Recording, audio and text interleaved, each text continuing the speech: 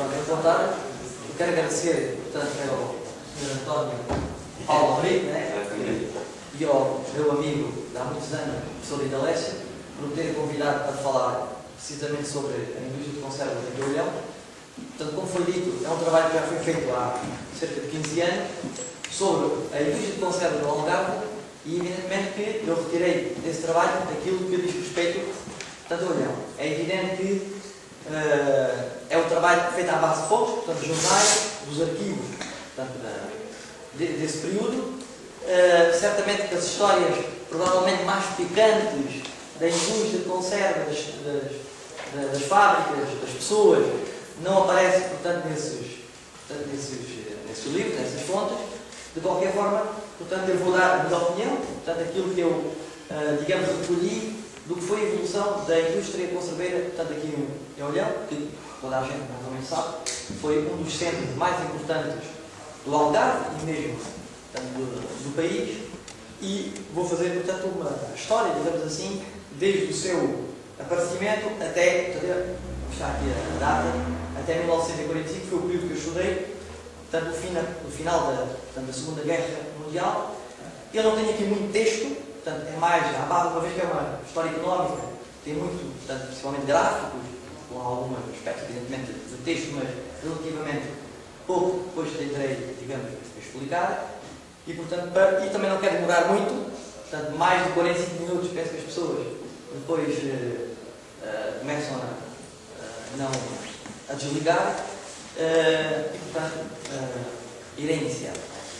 Pronto, portanto, o título que eu dei esta conferência, digamos assim, foi precisamente um título que aparece num jornal do Algarve. Portanto, há aqui, digamos, alguns pontos e mais em pormenor que eu neste momento não pude, digamos, ir às fontes, porque, como é de conhecimento geral, a maior parte dos jornais, se não todos, não há no Algarve. Ou seja, sabemos que em Olhão teve muitos jornais, o Correio Olhanense, o Olhanense, etc., que têm muitíssima coisa sobre a indústria de conserva de todo este período que nós vamos falar, mas que estão depositados na Biblioteca Nacional e, portanto, não foi possível neste momento, digamos, ir lá. De qualquer forma, aparece, portanto, esta expressão do Olhão como a melhor Lúcia, digamos, especialmente pelo movimento das fábricas, a sorteia, portanto, talvez nesse sentido que surge esta indicação que eu achei, de facto, portanto, interessante. Portanto, aquilo que nós, portanto, vamos falar, nós sabemos que ao longo dos séculos, portanto, o peixe foi conservado por várias formas. Eu não vou entrar nisso para não perdermos, evidente, tempo, mas aquilo que nós, portanto, vamos falar é da indústria moderna da conservação, portanto, pela esterilização, e que começou principalmente, portanto, na França, com este senhor, Nicolas Appert, e que ele ao princípio não conhecia, digamos, o fenómeno do ponto de vista científico. Só mais tarde Pasteur é que desenvolveu, portanto, pelo aquecimento, como nós sabemos, as bactérias, portanto, morrem, e isso permitiu depois a fabricação da conserva nas latas que nós hoje conhecemos de uma forma geral. Este senhor utilizou primeiramente o vidro e mais tarde, não foi ele, mas outro na Inglaterra e noutros países, nos Estados Unidos, etc., começou a utilizar precisamente a lata, que depois foi mais utilizada, como sabe, a folha de Flandres, que foi utilizada praticamente em toda a indústria, portanto, conserveira. Evidentemente, portanto, temos aqui algumas das latas que ele construiu, com Ora, portanto, começando pela origem, digamos assim, portanto, esta é a minha interpretação, como eu disse, né? Pode haver aqui um outro erro, mas julgo que não. Aqui em Olhão, portanto, a indústria de conservas começou, portanto, principalmente com portugueses, não só. Sabemos que em 1882, salvo erro, apareceu, há indicações de uma fábrica de Elore, aqui, portanto, em Olhão, mas os capitais que vão surgir para, portanto, a implementação e a criação das fábricas foram diversas. Temos, portanto, portugueses, temos franceses, como eu acabei de dizer, temos também os espanhóis, que há muito já estavam aqui radicados, por exemplo, em Vila Real de Santo António, da Catalunha, com Ramírez, a família, que veio dessa zona de Barcelona. Temos italianos, portanto, aliás, está aqui um senhor que eu, na altura, quando fiz o meu trabalho, entrevistei, possivelmente não se lembra de mim, fui ali à casa dele, que morava aqui perto, e que me falou, de facto, que vinha das ilhas Égatas, parece-me, e que tivemos a ler 1 hora ou 2, portanto, falar, e que demonstra, portanto, aqui, sem dúvida nenhuma, como, não só aqui em Olhão, mas como em Lagos, em Portimão, etc., os industriais, digamos assim, italianos tiveram, para a ordem em Vila Real, tiveram um papel muito importante na construção, portanto, da indústria de conservas do Algarve e do Olhão em particular. Temos também, talvez não seja conhecido, mas os próprios soldadores, que era uma espécie de elite da indústria de conservas da altura, porque era preciso a técnica para soldar, atenção, não tínhamos máquinas naquela altura, era preciso os soldadores para poderem soldar, portanto, as latas de conserva, e que tiveram sempre um papel muito importante, até nas reivindicações, na luta social que se passou. Eu não vou falar do movimento operário, que seria outra hora ou 2, portanto, de Olhão, mas que tiveram sempre um papel muito importante aqui em Olhão, e que, na altura, a indústria de conservas era fácil, digamos assim, de montar. Às vezes não se fala em fábrica, mas fabriquetas, em qualquer, digamos, armazém, que era possível montar uma fábrica, e, portanto, houve soldadores que fizeram a sua pequena empresa, que se associaram muitas vezes a industriais, portanto, muito mais importantes, e que também tiveram um papel nesse aspecto. E depois, evidentemente, temos a família, que toda a gente mais ou menos conhece aqui o Olhão, pouco, não é? Temos também uma família, portanto, Reis, que tinha, julgo que era proprietário de um jornal que se publicava de Olhão, a Gazeta de Olhão, e que tem muitos elementos sobre a indústria de conservas. Infelizmente, como eu disse, não temos aqui os jornais para consultar, julgo eu, aqui, portanto, em Olhão. Depois temos também, julgo também italiano, Giovanni Trabucco, como podem ver, não há dúvidas nenhumas, é tirado de um jornal, portanto, nos anos, sem ser julgo, 30, e que mostra que é uma fábrica que foi fundada em 1896, ainda no século XIX, como grande parte de muitas das fábricas aqui de Olhão e do Algarve, que tinha a sede de Olhão, mas que também, é verdade, tinha em Ponte Brandão, no nome da Caparica, uma fábrica, portanto, importante, e que foi sempre, julgo eu, um grande industrial aqui, portanto, da zona. Outro grande industrial, não só do Olhão, mas do Algarve, que julgo que toda a gente conhece, que é, portanto, Júlio Fialho, que tinha algumas 7 fábricas de conservas espalhadas pelo país, tinha aqui em Olhão duas, as suas principais, como sabem, ainda existem, pelo menos alguns edifícios em Portimão, e tinha junto em Peniche, na Madeira, portanto, era um industrial de conservas, era um industrial da pesca, porque tinha as armações, nós não vamos falar, mas que era um elemento importante da pesca, da sardinha e do atum, também havia armações para a sardinha, aqui no Algarve, e foi um industrial, que morreu em 1934, mas que é dos poucos arquivos que ainda existem em Portimão, que eu consultei, esse e do Feu Irmãos. Também um grande industrial, neste caso, não me lembro se tinha aqui em Olhão, julgo que sim, também tinha uma fábrica, mas a sua principal era em Olhão, em Portimão, onde está, aliás, portanto, aquele museu extraordinário, que é pena que Olhão não tenha, está ali o Grêmio abandonado, e, portanto, acho que seria um elemento importante para a indústria de conserva, e certamente há muita gente aqui onde tem muitos elementos, e não sei se não haverá lá. Eu andei lá a rebuscar algumas coisas, não sei como aquilo está, naquela altura já havia muitas baratas e ratos, portanto, não sei como é que neste momento o edifício está, nem os documentos, e, portanto, poderia ser um museu muito importante aqui da indústria conserveira, e certamente haverá muita coisa sobre isso. Ora, em relação, portanto, ao parque industrial de Olhão, o número de fábricas e de operários, que nós, portanto, as fontes muitas vezes se contradizem entre si, nós não sabemos aquilo que corresponde ao número total de fábricas, se é só fábricas de sardinha, porque haver de salmoura, etc., de atum, e os números que eu dou digamos, é uma indicação, mais ou menos, que não deve fugir muito da realidade, o que foi o desenvolvimento ao longo quase de 100 anos da indústria de conservas, portanto, aqui de de Olhão e que podemos ver aqui por este gráfico, portanto, o número de fábricas que começa, portanto, pelo menos o número que eu tenho, reparem que sensivelmente, já vamos ver isso a partir de 1916, 17, o número de homens e mulheres, portanto, é uma coisa que toda a gente sabe, né? Que nas fábricas de conserva a maior parte dos operários não era operário, era operário. Né? Portanto, eram as mulheres que trabalhavam tanto em todas as fases da preparação, portanto, do peixe desde que vem do mar até, portanto, a lata, aí já, portanto, e também pelos soldadores, e depois das máquinas de cravar, etc., e a máquina de soldar que começaram, portanto, a surgir, e contra as máquinas, contra a introdução das máquinas, os próprios soldadores, portanto, sim surgiram, porque, evidentemente, as máquinas iam substituir o trabalho manual que os soldadores, portanto, há muitas greves sobre aqui Olhão e no país, em Portimão, em Lagos, precisamente relacionado com isso. E, portanto, como se pode ver, até 1945, é um aumento muito grande do número de fábricas. Ali em 45 depois desce, provavelmente razões da Segunda Guerra Mundial, etc.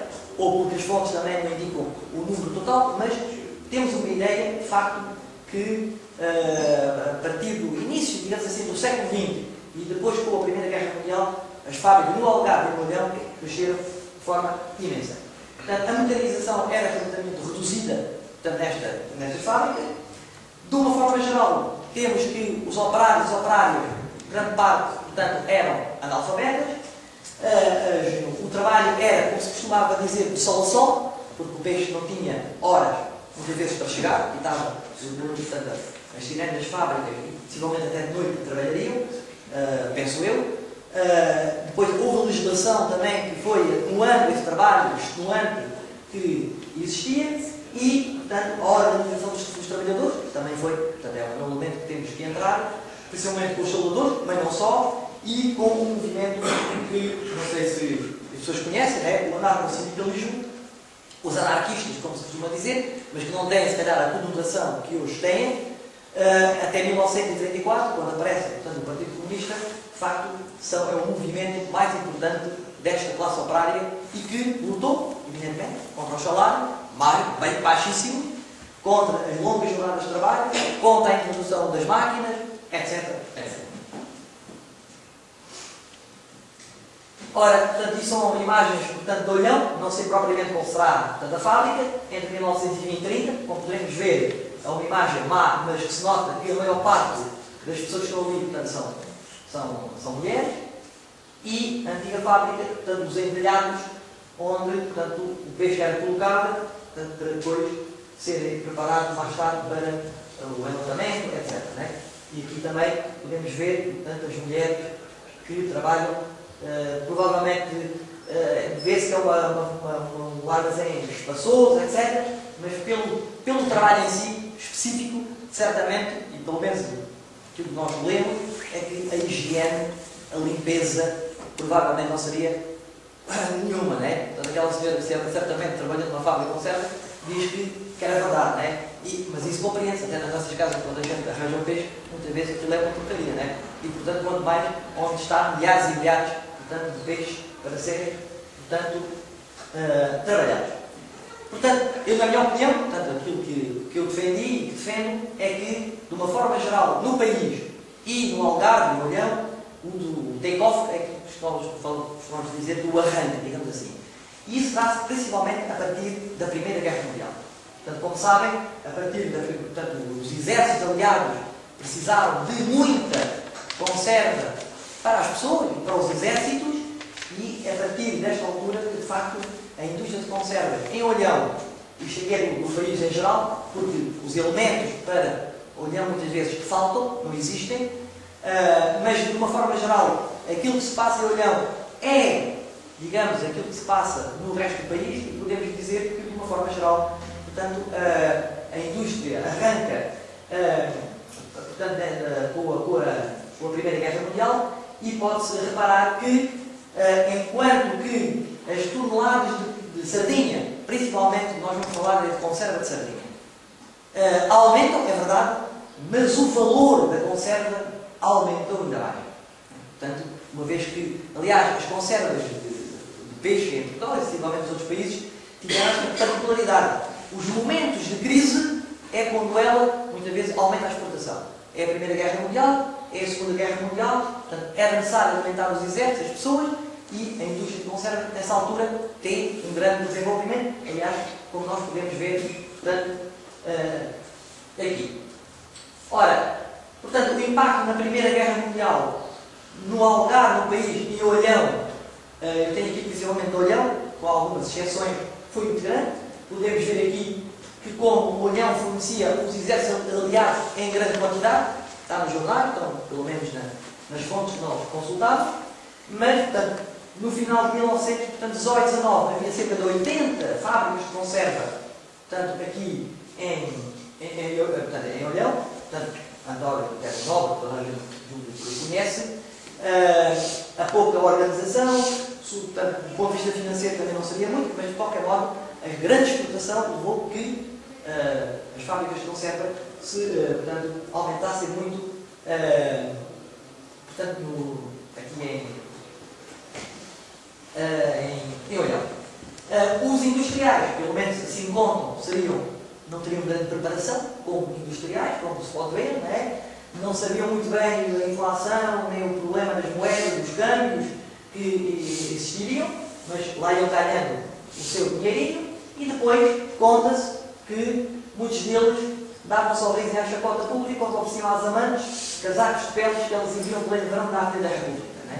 Eu não sei se isto é verdade ou não, provavelmente sim, não é? Não sei. Mas mostra, de facto,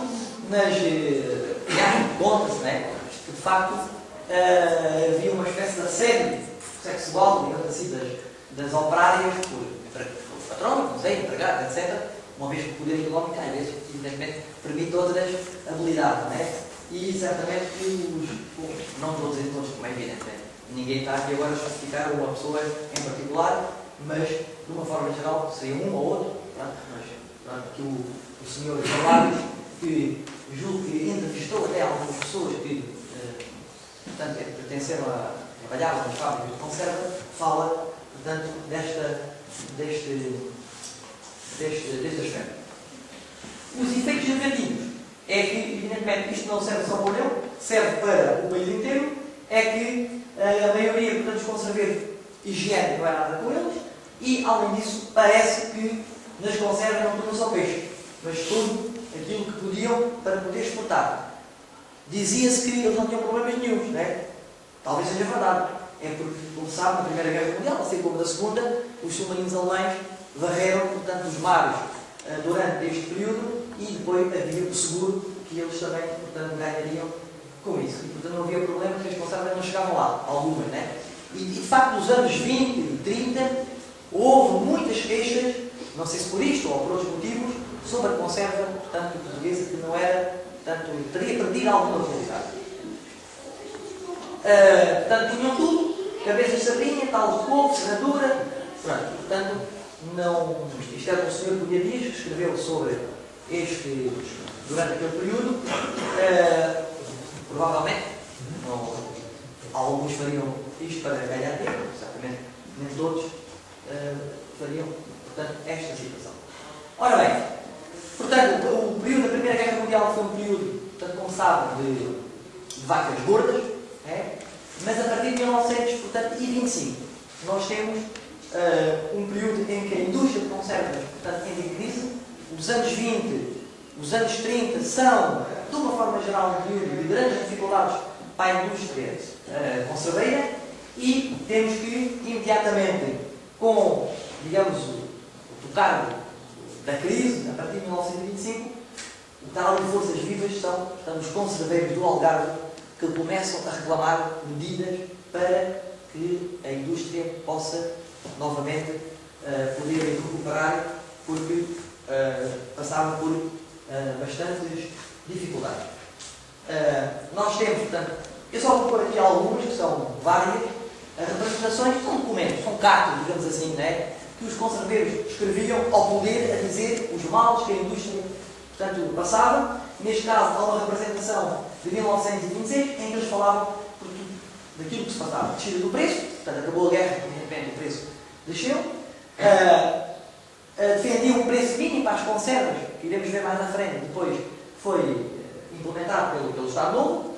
Depois, outros fatores de produção. Repara, durante muitos anos nós importámos, portanto, a folha de flandre, o próprio azeite, o chumbo, o arame, tirando a matéria-prima, grande parte dos produtos que eram utilizados na indústria conserveira eram importados.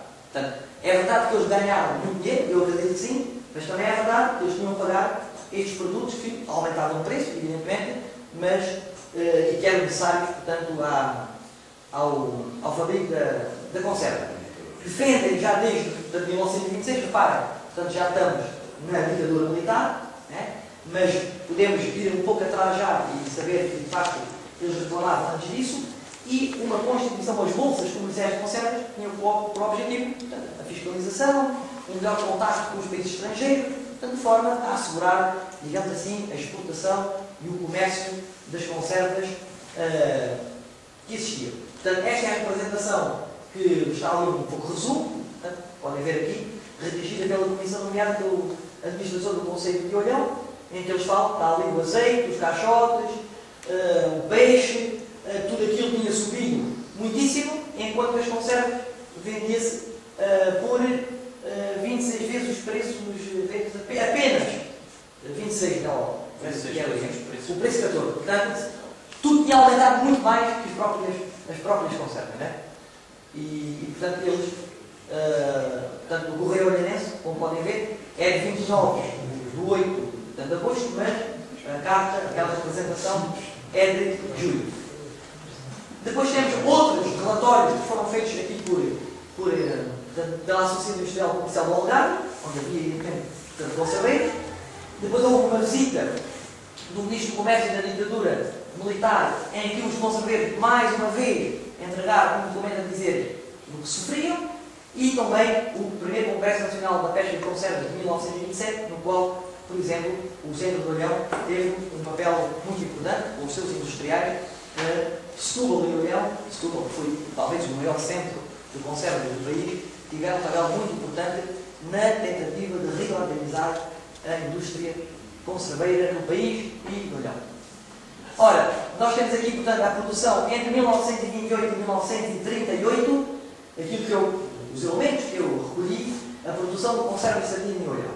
E como podem ver, os anos, portanto, vem de 28, porque, portanto, não encontrei para trás muito mais, mas como podem ver, a partir de 28 até 30, de facto, há digamos, um aumento, mas os anos 30, 31, 32, 33 são os períodos de maior crise da indústria de conservas, não só em Olhão, como, portanto, no país. Né? E como podem ver, o Nacional, o Algarve e o Olhão estão praticamente equilibrados, né? Ou seja, momentos de aumento coincidem, a descida, evidentemente, também coincide de alguma forma. Depois, em 1940, devemos ver.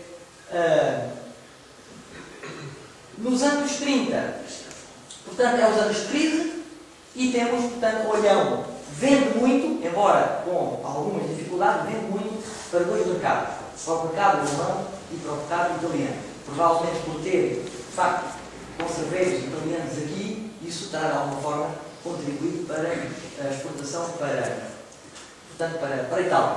E isto é a exportação nacional, portanto, isto é a exportação nacional. Temos ali em toneladas e temos em valores. E como podem ver, coincide com há pouco eu acabei de dizer, 1925, 26, 27, crise, depois aumenta, e depois, a partir dos anos 30, portanto, 33 até 33, portanto, há uma profunda crise da indústria, portanto, conserveira, iremos ver depois as respostas que o Estado dá. E depois vai subindo com algumas oscilações, porque não se pode também ver, quer as toneladas e os valores, tem que também encontrar portanto, os valores unitários da conserva. Quanto é por tonelada, quanto é que custava, né? E aí também, 1933 é um momento de muita crise em que os valores da conserva, de facto, descem bastante. Vamos ver o que se passa. E depois, portanto, este cartaz, que é um cartaz de altura, que de facto viu uma revista, portanto a revista internacional, não sei se aparece ali ou não, exatamente, 1927, e que mostra o peso do mercado alemão, do mercado alemão, e com aquela característica, portanto a Sarinha do Algarve, que foi uma grande empresa do Algarve, do país e aqui do Olhão, mas que tem esta, mostra para onde é que a conserva, portanto era exportada, e com aquela característica daquele dirigível com as cores, portanto, da nazi, da altura, certamente que os conserveiros não teriam ideia do que, não sei, naquela altura poderia ser o regime, provavelmente para eles era excelente, porque a Alemanha foi um grande consumidor de conserva do Olhão e do país, e portanto a Sardinha do Algarve não teve problemas de pôr lá o dirigível com a cruz gamada, e portanto não estou fazendo nenhum juízo, evidentemente, de valor, como é óbvio, sobre isso. Não é? Depois, evidentemente, portanto, a crise, qual é a resposta, digamos assim, que o Estado dá à saída deste problema? Ora, nós temos aqui um senhor que provavelmente toda a gente conhece, portanto o engenheiro Sebastião Rodrigues, que na altura, quando Salazar torna-se, foi Ministro das Finanças, depois chefe do governo, chamam para Ministro da Agricultura, do Comércio, etc. E é ele que vai, portanto, reorganizar alguma das indústrias de exportação, porque eram essas que estavam, portanto, em crise, e entre elas a indústria conserveira. Aliás, ele era um homem ligado às conservas, tinha aqui uma fábrica, tinha fábrica em Vila Real Santo António, teve fábrica, portanto, em Albufeira, e julgo que a família ainda está lá para o vizinho, ou já visto, eu de vez em quando compro a conserva, é porque ainda existe, das poucas possivelmente, que ainda existem hoje em Portugal. Portanto, em 1931, Salazar, portanto, verificou, aliás, ao longo deste período todo, há três indústrias muito importantes na economia portuguesa. E que agora fazia falta, né? Para nos livrarmos do FMI, fazia falta. Que era o vinho, que era a cortiça e era as conservas. Portanto, eram as três grandes setores em que Portugal exportava muitíssimo e que permitiu, como devemos ver, algum superávit, ou seja, exportávamos mais do que importávamos. A partir dessa altura, portanto, isso acabou. Né? E como sabemos, a indústria de conservas rapidamente desapareceu do país. Ora, pela importância, portanto, que a indústria de conservas tem em Portugal, Salazar visita todo o país e visita, portanto, Olhão. Eu não encontrei fotografia, não sei se há ou não, da visita de Salazar aqui no Olhão, mas visitou todos os centros, Portimão, Vila Real, Lagos, etc., para se inteirar sobre a situação da indústria e fez um relatório, que eu também não acho, sim, muito importante, já tinha sido dito, mas pronto, como era o chefe do governo, toda a gente disse que era muito importante, não é? Mas eu acho que não. Ele levantou algumas questões, mas todas elas já estavam mais ou menos, portanto, vistas pelos conserveiros do Algarve, etc., que tinham feito falar sobre isso. Ora, portanto, há aquilo que se chama a regulamentação da indústria, é o defeso, toda a gente, portanto, sabe, defesa da pesca e da própria indústria, a conserva, portanto, o peixe mais magro não seria utilizado na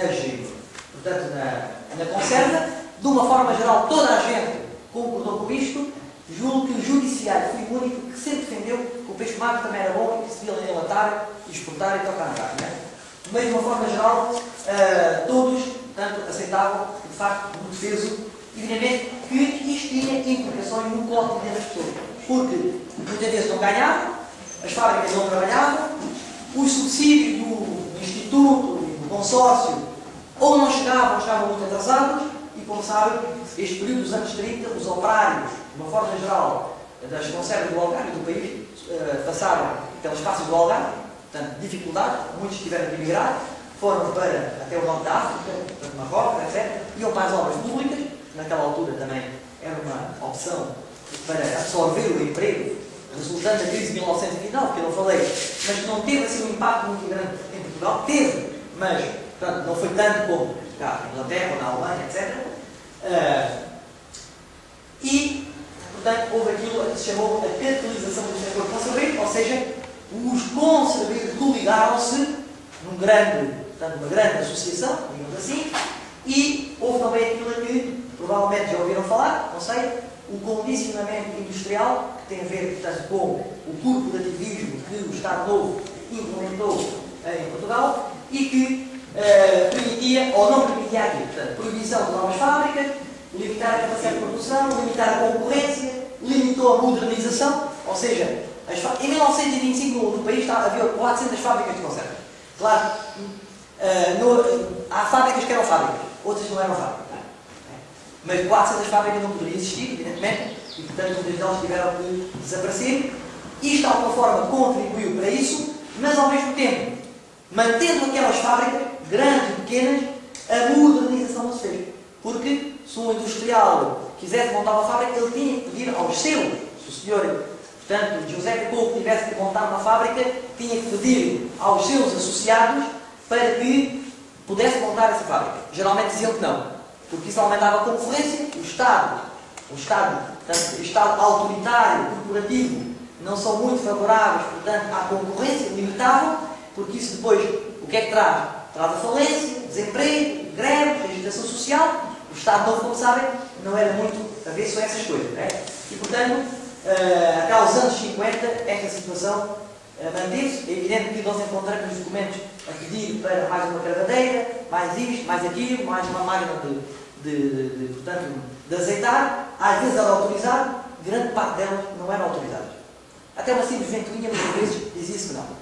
Portanto, estou a ver como as fábricas, digamos, quase como congeladas. Evidentemente que os pequeninos mantiveram-se, mas também havia os grandes que, evidentemente, estavam, digamos,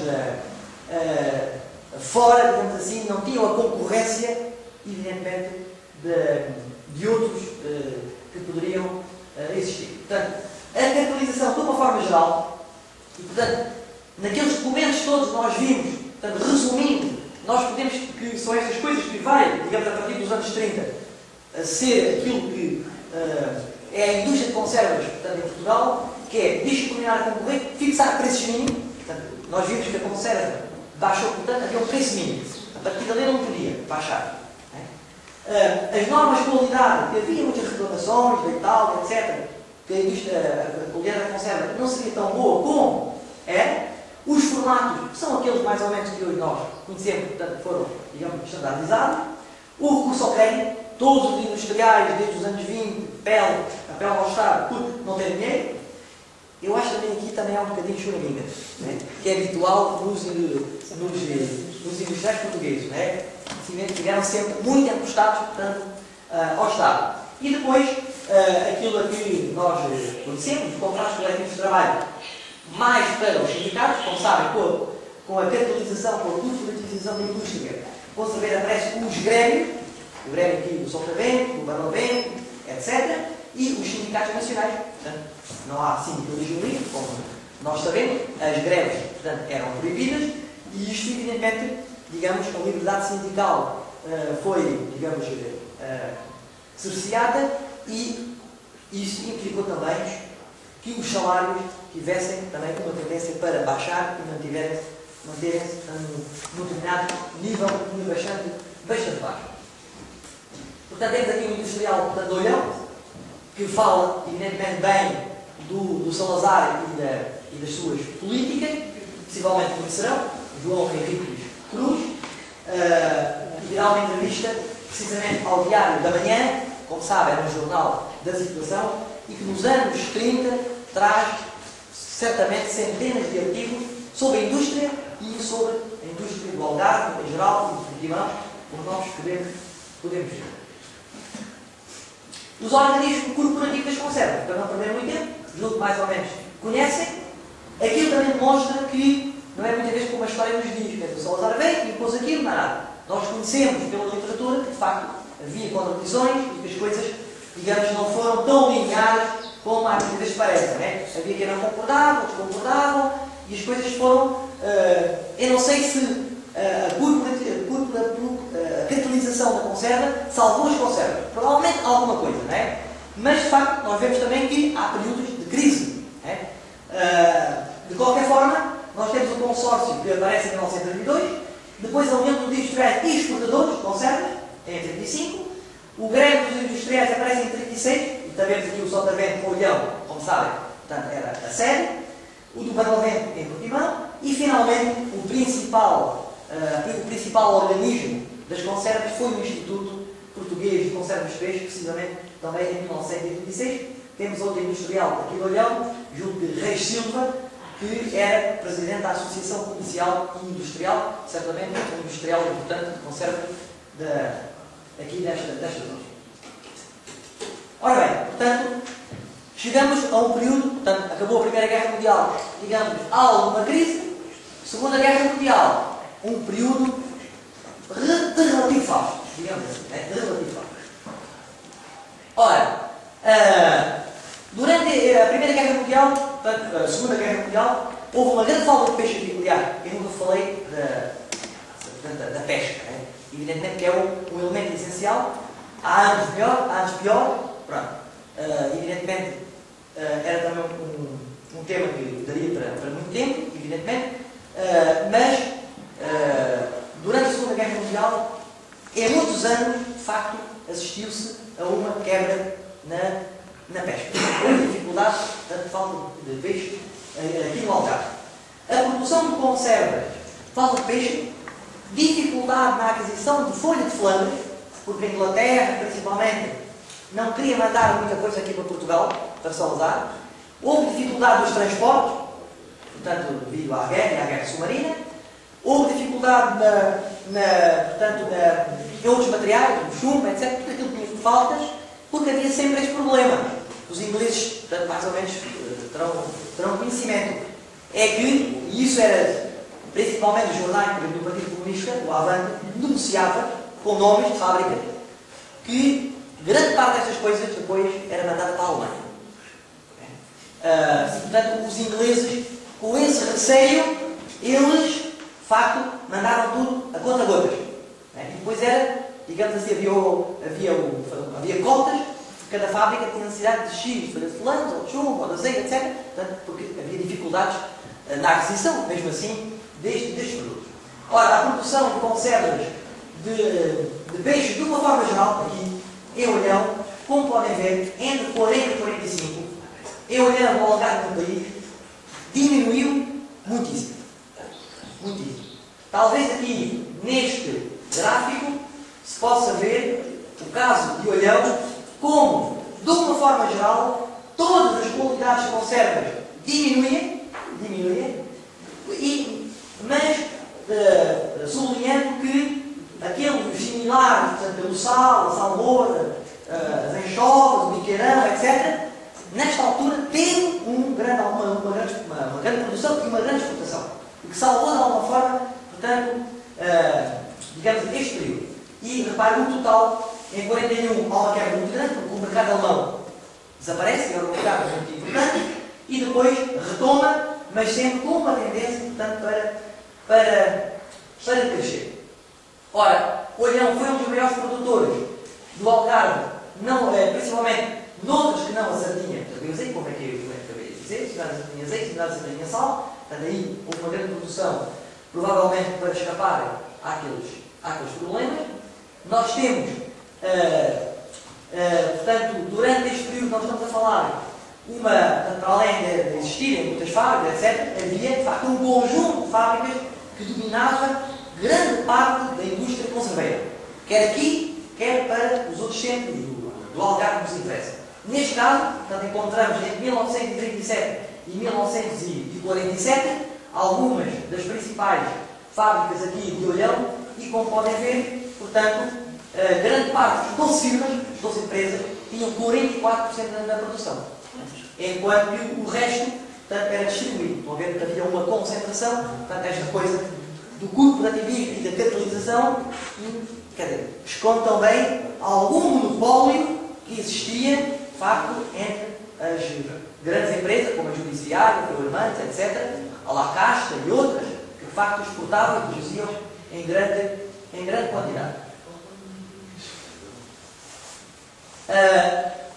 Esta portanto, um quadro que mostra a exportação de conservas. Portanto, a nível nacional.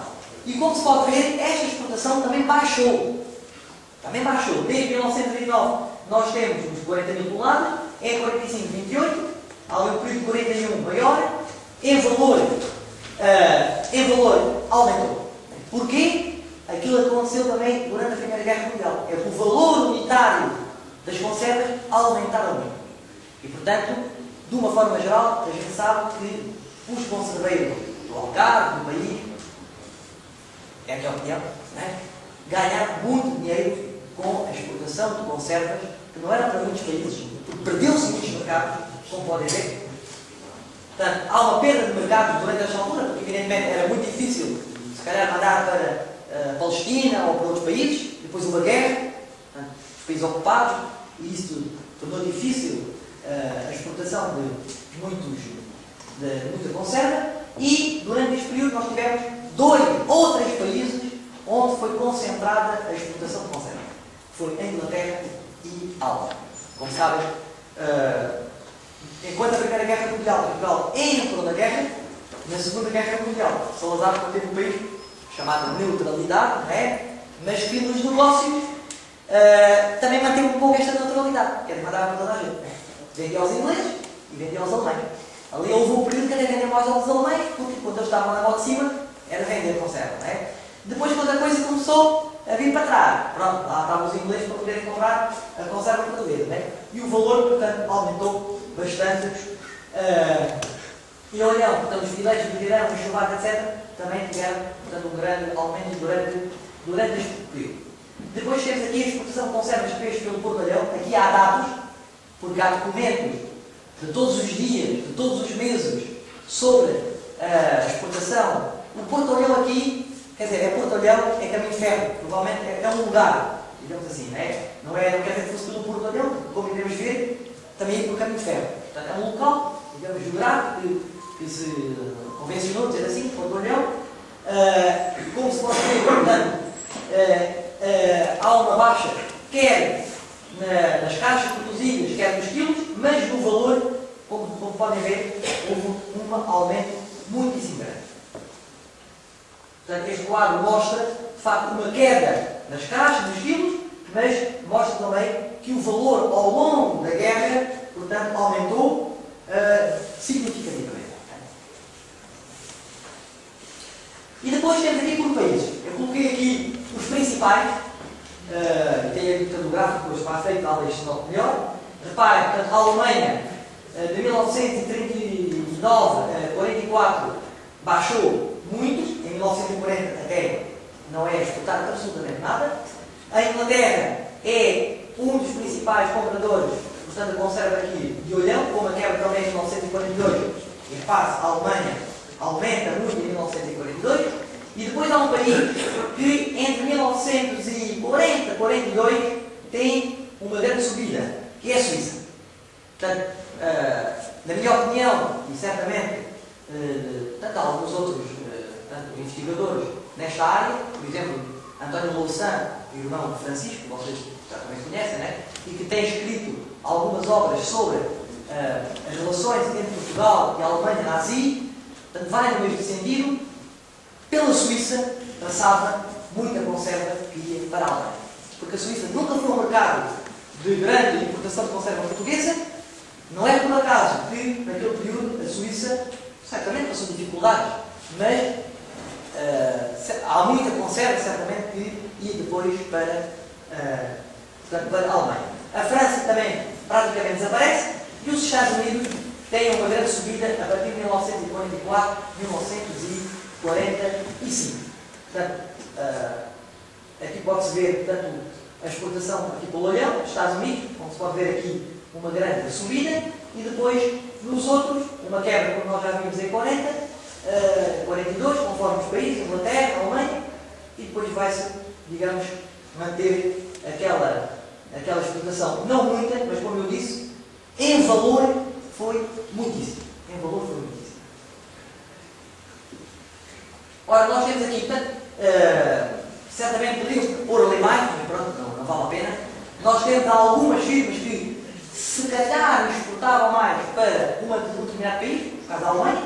Temos Figueira e Almeida, Salles, La Caixa, talvez das principais. Em 1940, como vimos, desaparece o mercado alemão. Depois, aquele exportador seria certamente alemão.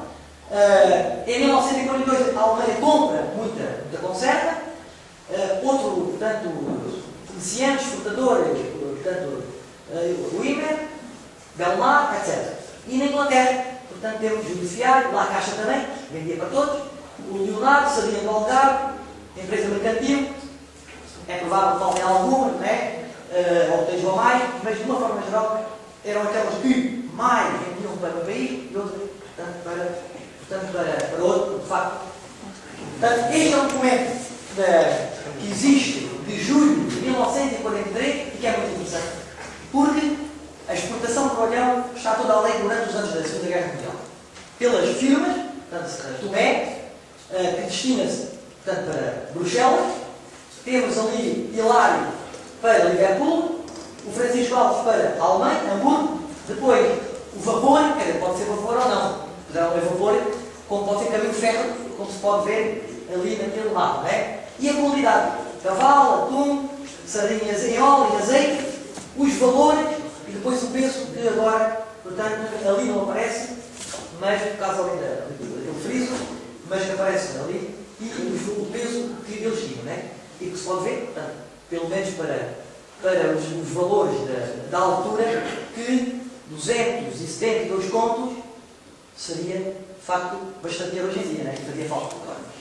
Esta exportação toda de conservas, que multiplicasse cá por 400 ou 500, era o valor da moeda aí, portanto, um conjunto até um documento importante que mostra, portanto, como é que iam por estrada da Vila Real, depois havia o vapor, mas havia também por caminho de ferro, diretamente de Olhão ou de Lisboa para o destino, até porque, como sabem, a Espanha, na Segunda Guerra Mundial, esteve neutra, também vendeu muito de conserva e outro produto que nós iremos ver, e, portanto, mais à frente. Depois há outro aspecto que muitas vezes nunca aparece, portanto, aí nos estudos, nos documentos, que são aquilo, a partir de 1942, aos chamados contratos coletivos. Ou seja, havia dificuldade na importação, por exemplo, de folha de Flandres, então, entre o Instituto e as empresas e os países, faziam-se contratos. Portanto, tu recebes, toma lá, X de folha de Flandres, e tu mandas X, portanto, de conserva. E temos aqui, não tem para... Portanto, isto é para o soltavento, portanto, para a zona, não tem Olhão propriamente dito, temos aqui só para o soltavento, e como se pode ver, portanto, também em caixas 1 milhão, para a Alemanha 30 mil, 104 mil, para a Inglaterra mais um pouco, portanto, foram feitos contratos com aqueles países, uma percentagem também relativamente importante em relação, portanto, ao todo nacional. Os contratos coletivos também fizeram que entrasse muito dinheiro no país e nos conserveiros algarvios, portimonenses, etc. Ora bem, portanto, durante a Segunda Guerra Mundial, como sabem, houve 2 produtos que Portugal exportou. Foram as conservas e foi o wolframio. Eu pus ali a Suíça e o ouro nazi, porque isto, como sabem, aqui há uns anos deu uma grande polémica. Eu acho que escrevi na altura, portanto, quando fiz a minha tese sobre isto, e eu acho que não tenho dúvidas absolutamente nenhumas sobre isso. Em primeiro lugar, muito má em quantidade, portanto, não há dúvidas nenhumas que as conservas, obviamente, pelo oferecer as conservas, portanto, aquele latinha pequenina, foram, portanto, cerca de 350 mil toneladas. O wolframio são 25 mil, mas o preço do wolframio foi uma barbaridade. Em valores, a verdade é que as conservas ultrapassam o wolframio em quase, portanto, 500 mil contos. Portanto, 3 milhões 564 mil, o que, reparem, que seria, portanto, hoje. Mas são duas. A guerra económica que se fala durante a Segunda Guerra Mundial entre Portugal, a Inglaterra e a Alemanha foram principalmente entre estes 2 países. Portanto, os documentos diplomáticos, etc., é a sardinhas e o wolframio. São 2 produtos que os ingleses estavam sempre com problemas, como sabem, de mandar para a Alemanha, e Salazar, até à última hora, mandou sardinha e mandou wolframio. Portanto, sardinha continua, o wolframio tem mesmo que parar, porque os ingleses tiveram primeiro dificuldades para não mandar esse produto. E o ouro nazi, como vocês, eu sei que provavelmente saberão, que muito desse ouro, os alemães tiveram problemas com os pagamentos, a invasão dos países do leste Checoslováquia, etc., Áustria. A primeira coisa que eles faziam era os bancos centrais. E, portanto, o ouro que eles tinham, porque a Alemanha, evidentemente, não tinha, e era preciso, portanto, comprar mercadoria e precisava, portanto, de ouro. Há quem, portanto, historiadores mais modernos defendem que o nível de vida que os alemães tiveram durante a Segunda Guerra Mundial, uma espécie de estado de bem-estar, não foi, portanto, pelo grande desenvolvimento económico da Alemanha, mas sim pela expoliação que foi feita nos bancos centrais e também este ouro nazi que nós falamos aqui, que tem a ver com as riquezas do ouro, portanto, os anéis, etc., que eram expoliados aos judeus nos campos de concentração. E que, portanto, há muitos documentos hoje sobre isso, portanto, nos Estados Unidos, nos arquivos, que falam, de facto, como é que eles pagavam o wolframio e como é que pagavam os conservas.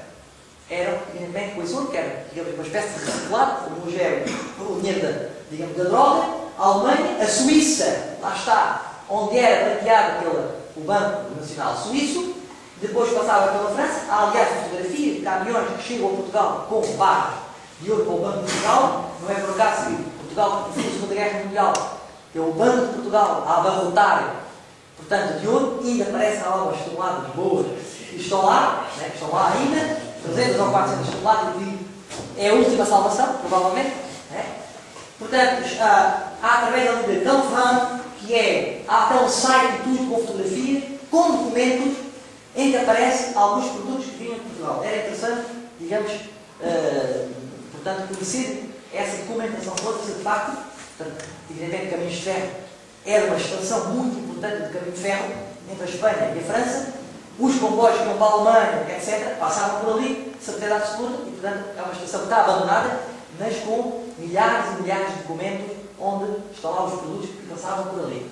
Depois chegava, evidentemente, a Portugal, e isso era descarregado para pagar, certamente, a cortiça e outros produtos que eram exportados, mas, fundamentalmente, o wolframio e as conservas.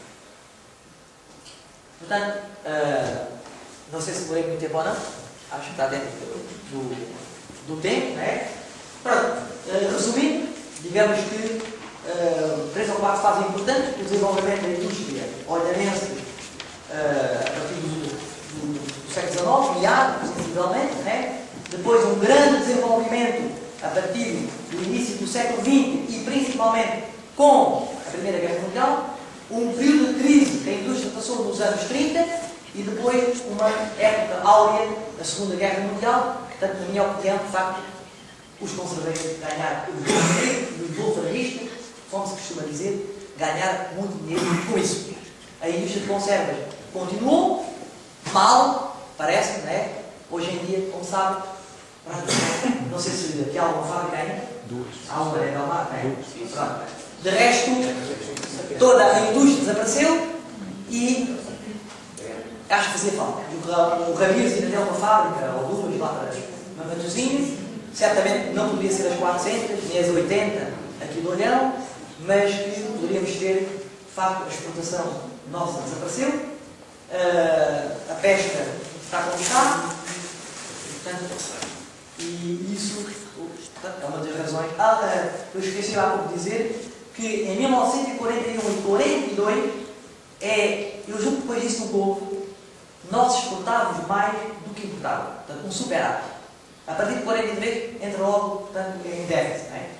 Mas esse período, e que tem a ver com a grande exportação, evidentemente, de conservas e de wolframio e de outros produtos, atenção, que eram exportados para a Inglaterra, para a Alemanha, etc., e que entrou, não é o nazi, entrou muito ouro, entrou muito dinheiro no país, e de facto, também as pessoas naquela altura, Segunda Guerra Mundial, restringiram o seu consumo, os preços subiram 200% e 300%, passou-se dificuldades, fome, certamente conhece algumas coisas dessa época, o racionamento, e evidentemente não havia consumo, portanto as pessoas passavam dificuldades, mas o país, de alguma forma, também ganhou nesse aspecto, portanto, com a entrada de muitas divisas, precisamente, principalmente essa grande exportação que foi, portanto, realizada. Pronto. Agradeço a vossa atenção. Se quiserem perguntar alguma coisa, eu só quero responder.